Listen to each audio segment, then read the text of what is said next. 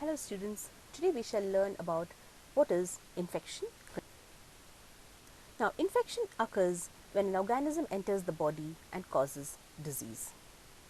Now when we say an organism, it can be anything such as a virus, a bacteria, fungi or parasites. Now when this organisms enters the body, which is nothing but the invasion of the body by this microorganisms, means the body has been attacked by these microorganisms. So that is the meaning of invasion. Means it is being attacked and the organisms are trying to enter the body and grow within. So infection can also be defined as the invasion and multiplication of microorganisms such as bacteria, viruses and parasites that are not normally present within the body. Now these organisms, once they enter into the body, they kind of sustain there, they settle down, they try to grow, they multiply, and this infection can actually spread from one person to the other. Okay? So this can also happen through contaminated food and water. It can also happen through the bite of any insects as well. So this is how an infection spreads from one person to the other. Now let us understand what is infection versus disease. Now infection, as I just explained, it is nothing but the invasion or the entry of microorganisms into the body and that causes a disease. Now a simple example is how we get an infection when, like for example, when we say getting a cold.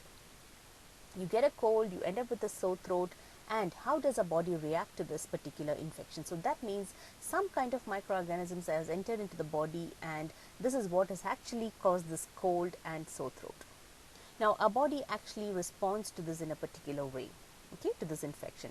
Now the disease has already been caused when we say like a cold or a severe sore throat, and to that our body, it is naturally made, or it is made in a particular way that it can defend these microorganisms. Now sometimes what happens, this infection, when the microorganisms enters the body, sometimes the body can exhibit symptoms and sometimes it may not exhibit real symptoms. Okay? And a disease occurs when the cells in our body are really damaged. Means how they get damaged? Because it is invaded by these microorganisms, and these bacteria really tend to grow and multiply very, very quickly. Okay? And what happens, and again the disease actually has occurred because of the strong infection. That is what actually occurs. And once this is entered, the person eventually starts to exhibit some signs and symptoms, and that is how we understand that yes, the person is having some sort of a problem, and then we try to go and get it diagnosed and try to begin the treatment. Now what is the nature of this infectious disease? Infectious diseases, as we know, or as you have heard now, because now we all are going through this pandemic, and this is kind of it is an infection that has occurred, right? So now infectious diseases are also called as contagious diseases, or they're also known as transmissible diseases, or also called as communicable diseases. Now we all know that these are caused due to the entry of microorganisms into the body in some way or the other, either directly or indirectly, and there are many ways of how the infection can get to a person. Okay, and what happens this once, as I explained to you in the beginning, these microorganisms, once they enter into the body, they kind of find a home for it. Okay, so these microorganisms enters the person's body, so they consider that as their home. It is a very pleasant atmosphere and environment for them to grow and multiply and attack the cells or the healthy cells in the person's body, and that is what eventually makes the person weak.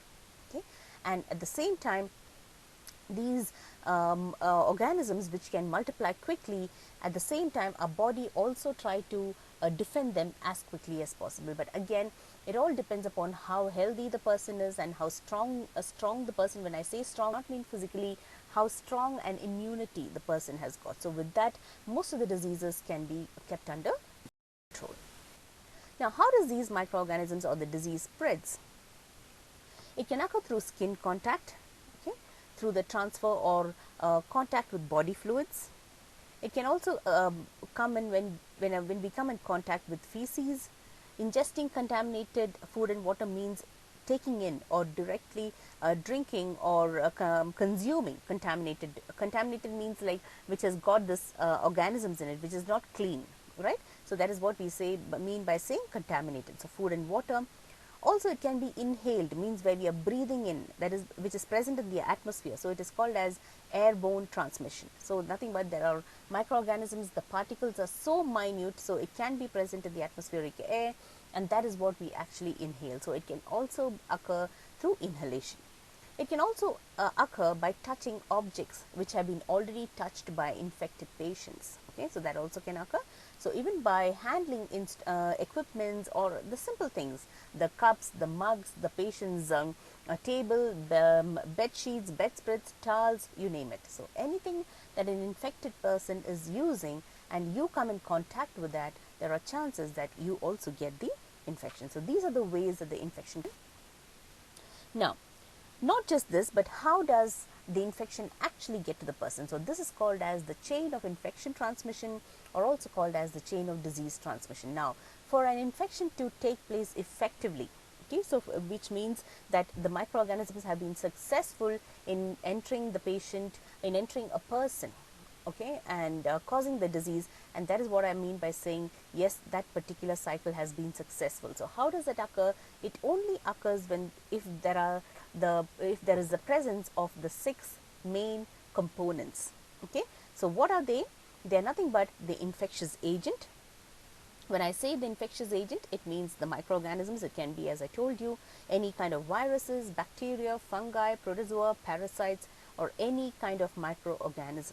So when those organisms are present, yes, there is a chance that this is going to break up the infection. Also, not just the presence of these microorganisms, but now how does it cause the disease? Now it has to enter into a person, or it has to enter into a human body, and then it has to kind of live there, grow there, multiply there, and attack the cells, and that is how it finds a good place for it to survive. So that particular home that it kind of builds is called as the reservoir. Is nothing but, I'll tell you in detail in the next slide about what the reservoir means. So the second most important component is when the infectious agent is already present, now it needs a home to survive. So that particular home is called as the reservoir. Now, from there, now what happens now? How does it infect another person? Now, for that to happen, where the infection is already, or the microorganism is already present, now that it has to come out of that particular individual. Okay, only then it can enter another host. So that means the next component is the portal of exit. Means how does it exit this first individual, and it can be through various ways. I will be explaining it to you in detail in the next slide. So the third component is portal of exit, means the exit, or the how the organisms leave this particular individual, and it's trying to find another home to reach another person and again survive there. And that is how you notice that yes, the first person is infected. Now it is trying to find ways to come out of this individual, and it is trying to find ways to enter another individual. So that means already there is one transmission from this person A to that person B.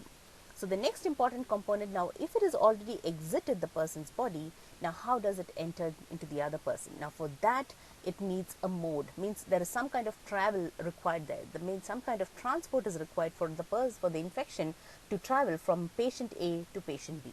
Now how does it, what kind of a mode of travel or transmission does that use? Now that means, that is what it means by saying mode of transmission, means how does it actually spread, whether it is spread by touch, whether it's spread by inhalation, or whether it is spread by any kind of contact with body fluids, or any kind of what is that, the body fluids that when the patient touches or the other person touches, there are ways that the person can get the disease. So that is how we say the mode of transmission. Or it can also be through vectors. When I say vectors, means something that carries the disease. Okay, so that is also a mode, but how the infection can get from person A to person B. So that is the meaning of saying mode of transmission. Next, once it is already found the mode of transmission, means the organism has exited person A. Now it has already found the mode, how to travel. Now once it gets that, the next thing it needs to know is how do I enter into patient B. So that is nothing but it has to find an entry point. Now the entry point, as I told you, can be anything like the person B is inhaling, so that is through its nostrils again, so that is a portal of entry. It can also be through touch, means you're touching the infected or contaminated equipments or items.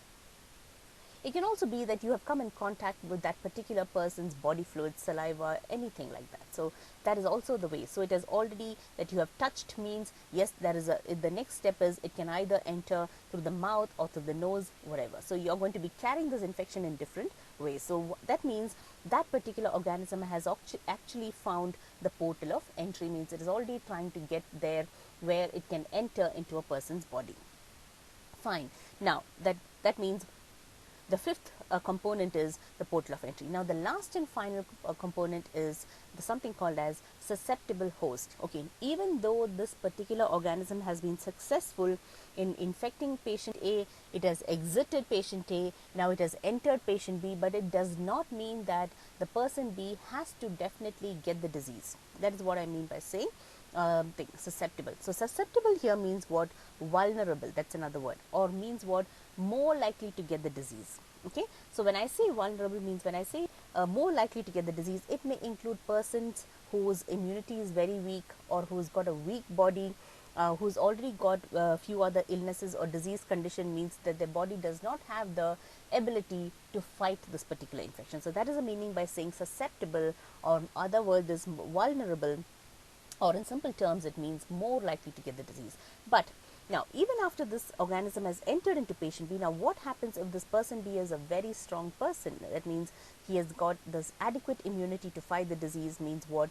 The chances of the disease actually occurring, or even though it is there, the person may not really show up any kind of signs and symptoms, means what? His body has tackled this particular microorganism, means it has defended the body itself. So that means the body is being protected with this particular immunity that has already been built by this particular individual. So this is very important in the chain of disease transmission, means what? The 6 components are very important and these are linked. Okay, so that is the meaning by saying, another ways to say it is the 6 links, means these are interconnected. Only when they are connected, the final individual will get the disease. Now in some way it gets broken. Okay, so that means what? There is no chances of the disease transmission. Now, this is a detailed explanation about this chain of disease transmission. Means what is an infectious agent? Means it is nothing but the virus, the bacteria, the fungi, the parasites, the protozoas. Okay. It can also mean what is the reservoir. As I told you, once if the infectious agent starts or begins to cause the disease, it is trying to find a home for it to live in. So that means it can be anywhere, any of these 3 things. It can be a person, the equipment, as I told you, any articles that the person is using. It can also be through water and food. That is nothing but by saying contaminated food and water. So these are the ways that the organisms will try to find out ways to survive and multiply. Now, once it has found the home, as I mentioned, yes, it has been successful in entering that individual, but now it has to try the next aim for the organism is, yes, it has to attack another individual. Now for that it has to exit. So how does it exit? It can be through excretions, nothing but feces, urine, vomitus, anything of that, any kind of secretions from the patient's body. Also the droplets. Okay, so the droplets that occurs is also very minute, which is not actually visible.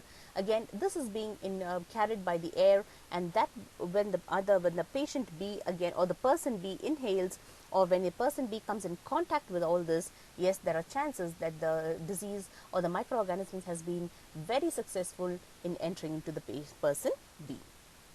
Now, as I mentioned, after the portal of exit, it needs a mode of travel or transmission. How does it travel? So how it can happen is through contact, through droplet infection, airborne. As I told you, again, it may be present in the atmosphere. Also through, it can also be vector-borne. Now vector-borne, as I may told you, it can be anything like the house flies, the mosquitoes, the rodents, the termites, anything which carries an infection. Okay, so and rats, yeah, all that. So you have seen in the general household how it kind of causes the particular disease. Dengue fever, how it is being caused by mosquitoes, malaria, all that. So again, by using contaminated food and water, also these are also being transmitted very easily. So that is what I meant by saying the mode of disease transmission. Now once it has found the mode, now the next objective of the microorganism is it needs to find an entry into the person B. Now how does it find an entry into the person B? Yes, that happens when the person B inhales. That means the respiratory tract is another portal of entry. The GI tract, again, when you touch something, again, you're putting it into the mouth, and that is straight away going into your stomach, and that is again going to cause an infection. Especially when we say you have a what is this, food poisoning. How does it occur? Means it is something through contaminated food. So what happens, you have taken the food, you have eaten it, and that has entered into your GI system, and that is what is causing the trouble within your body. Okay, so that is what I mean by saying the portal of entry through the GI tract. Also through the mucous membrane, again, that is what you inhale or breathe, and it can also be through the skin. Okay, when you come in skin contact, okay, when you're coming in contact with any other infected person's, as I mentioned, body fluids or anything or secretions, again, that can also occur with the portal of entry. So that is the way it can enter into the person's body. Once there's a portal of entry happening, the next thing what is required for the organism is a susceptible host. Okay, yes, it, as I mentioned to you, yes, it has entered, but not necessarily a person has to get the disease. As I told you, how strong it is, it depends upon his defense mechanism.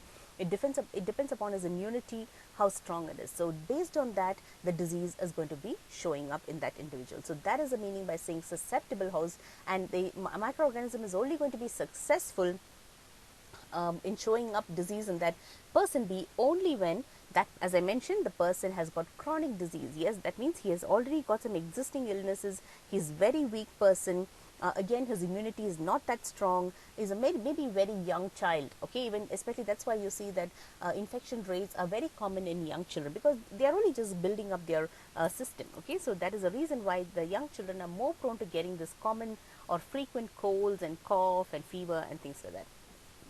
Also, the susceptible host will include the elderly person.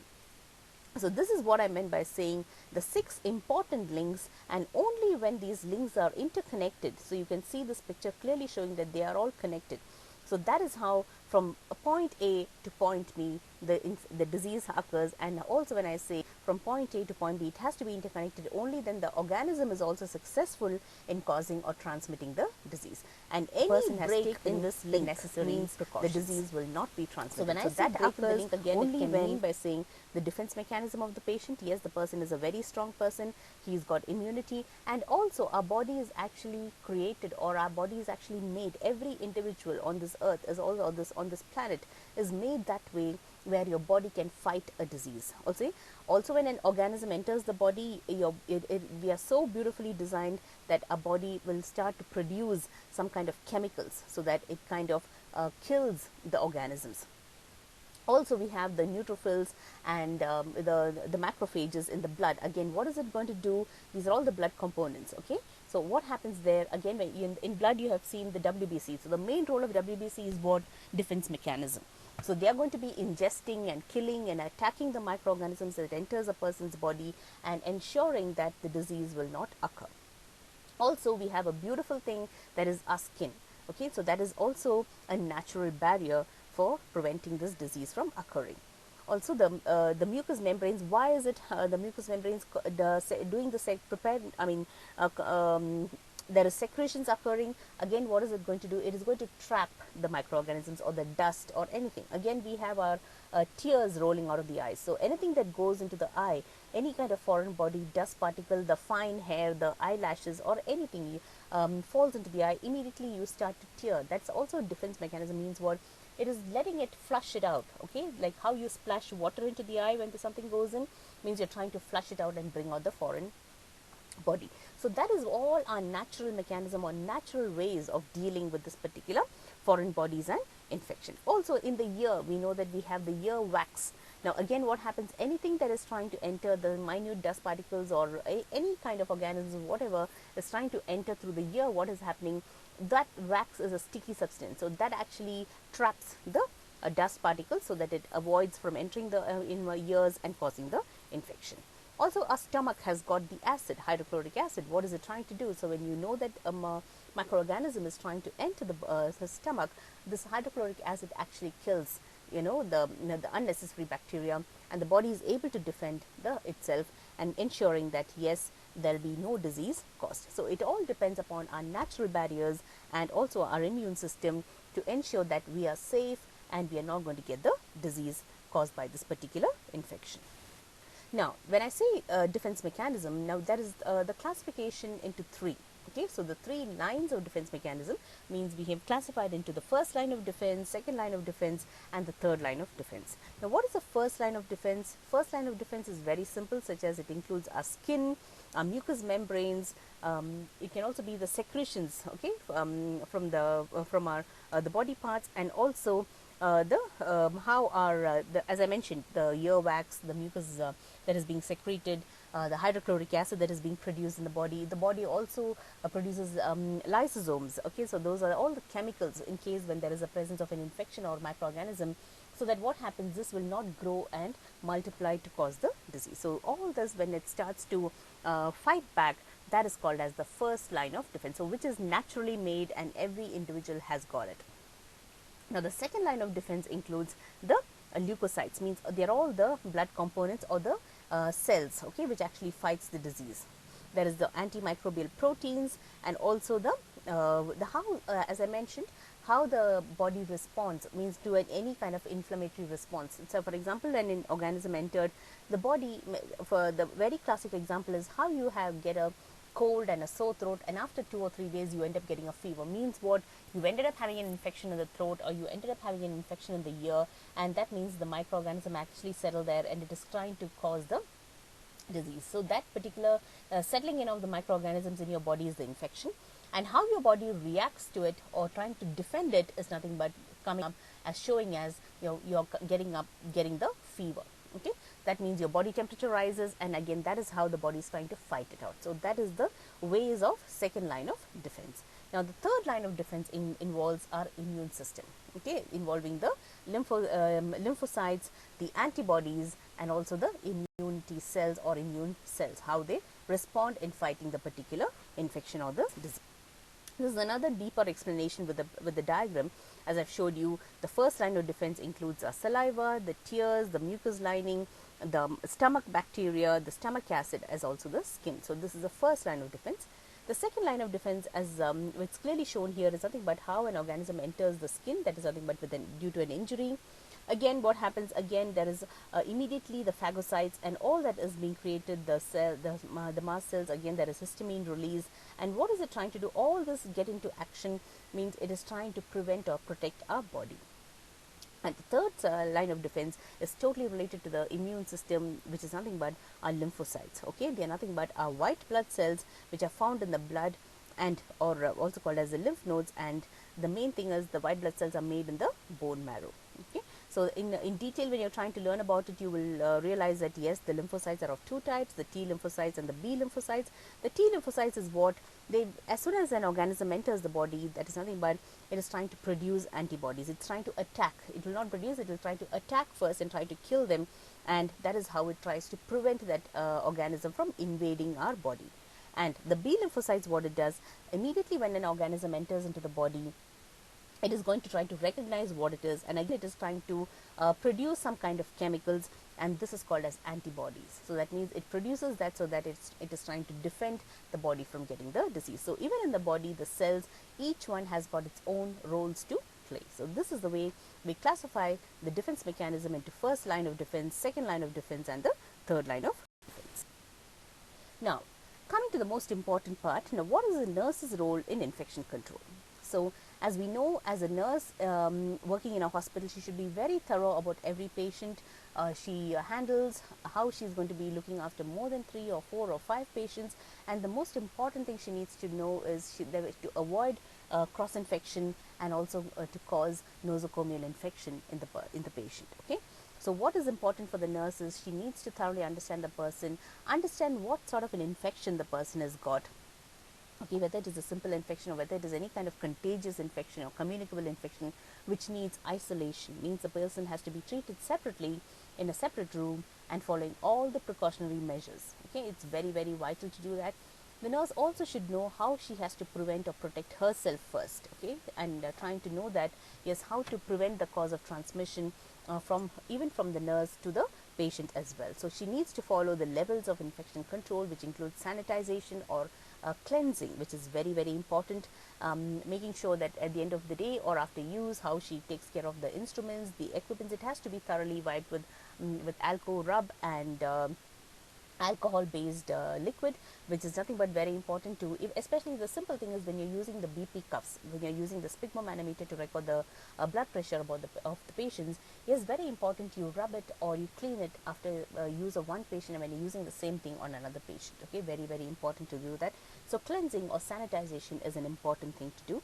Disinfection is another important method of infection control, where what you're going to do is, again, you're trying to avoid the disease transmission through these instruments and equipments, and how when you come in contact with one, and how this is going to be carried to the patient or to the other instruments as well, or equipment. So again, disinfection also is nothing but using all the disinfectants, like chemicals, and again how you're going to take good care of it, along with sterilization as well, which is nothing but which is going to eradicate the entire spread of microorganisms right from its spore state, right from its budding state, or the minimal state where it's just about to start growing.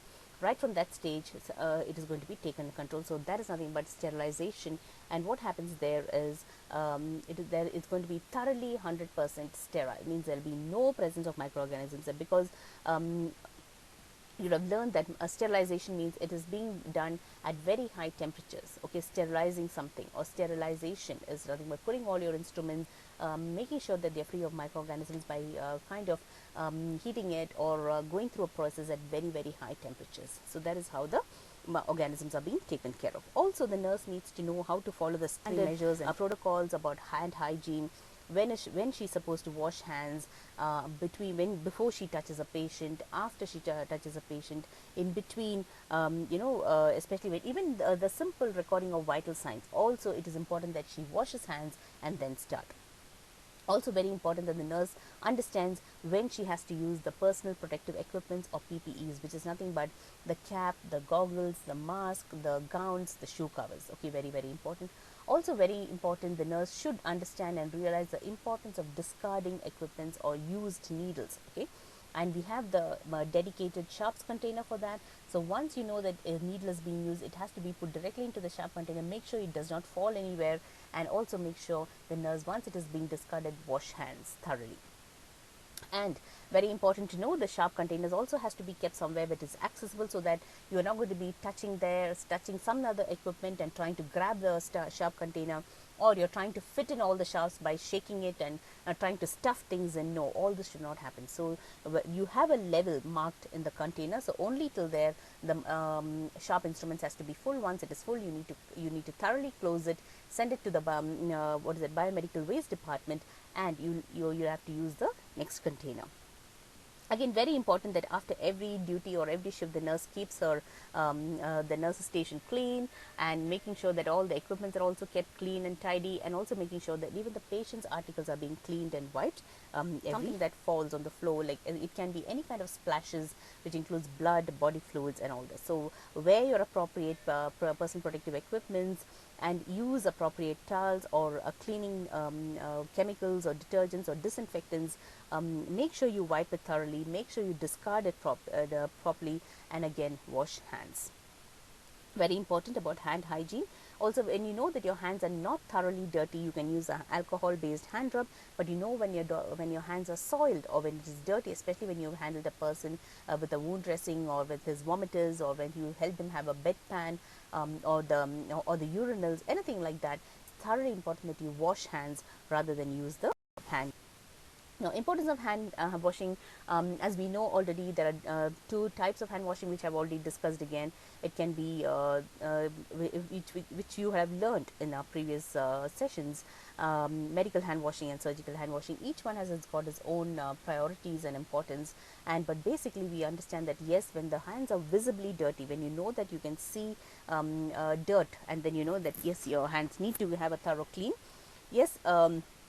Also, as I mentioned, even before you start doing a vitals check on a patient, or you're trying to draw blood, or you're trying to do some wound dressing for a patient, even trying to record an ECG or any basic procedure to the patient, it's important the nurse washes hands. Okay, So before contact with the patient, after contact with the patient, before after using any the instruments also, or touching the patient equipments, you need to wash hands. And also after removing the gloves, after especially you would have donned the your PPEs, like your gloves and gown. So after removing them also, it is important you wash your hands. After using the restroom, before the direct contact with the patient, before donning gowns. Donning is nothing but what you're putting it on, okay? And especially most important when the nurse is handling medications to give, and very important when the nurse is going to do a wound dressing. It can be either a clean wound dressing, or it can be a surgical wound. Again, depending on that, it is important that she takes precautionary measures to wash hands thoroughly and only then proceed. And also, as I just mentioned previously, when to use the alcoholic hand rub, very very important. Not when your hands are visibly soiled. It needs it only when it is you have touched something, like for example, you have held a patient's folder, you've written something, means it still means that you have touched some kind of a material. Again, during that times, yes, you can just use the alcohol rub. But when you have really gone there and done some wound dressing to the patient, you have physically handled the patient for checking his blood pressure or something like that, or you have just gone there to check if there's any kind of oozing or drain, you're trying to check the drain, or you're trying to check about the person's catheter or IV cannula, anything like that. So anything of that sort equipment you've handled, it's very very important that you wash your hands. Use of PPEs is very important, and even after use of PPEs, it is very very important that kind of know how to discard them as well. Okay, so it's very important you convey or you educate the patient and the family regarding all this, how to prevent or all the precautionary measures needed in order to prevent this disease transmission. Also important is how to prevent the droplet infection. So droplet precautionary measures again will include that you are going to be wearing the mask, how you maintain the distance, because that is exactly what is happening in the current scenario. Everyone is expected to wear mask and maintain a certain distance. And also, as I mentioned, if the person has got or a patient has got contagious disease or communicable disease, he's going to be in isolation. Okay, so that means you're going to be having a private room, and all the equipments will be gathered there for that particular patient only. Okay, and you will have a sink within that room itself. So whatever you go in there for and you do the procedure, you wash hands only, then come out. And after coming out also, you need to wash hands thoroughly. So which means you're not carrying any kind of infection from one point to the other. Of all this, the nurse also has to be vigilant about the effective segregation and disposal of waste. So biomedical waste management is very very important. We have already discussed this in the biomedical waste management topic. And we have also studied about what the way the unit is being set up, the way we discard it into different colored bin bags, and how it is being taken care of by the biomedical department. So these are all the important precautionary measures that the nurse will have to take in dealing with the infection control. Not only this, the nurse also should ensure about the way the patient and the patient's families, how they enter and exit the ward. So that is also very important to educate them and inform them, and make them aware of, because they also need to understand why is there restriction of entry into this particular unit. Okay, so because we don't want even the person's family also to get infected, nor we do want the person also to get infected from the patient's family. So this is how important the nurse's role is going to be in disease control, rather in infection control. So with that, we end this topic, infection control. Thank you for your time.